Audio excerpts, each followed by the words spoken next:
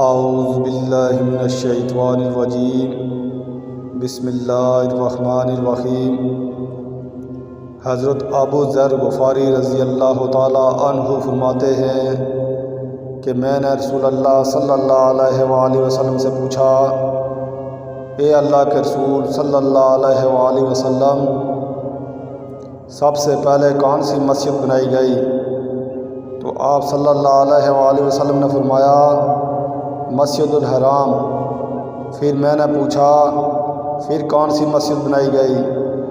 تو آپ صلی اللہ علیہ وآلہ وسلم نے فرمایا، مسجد الاقصیٰ۔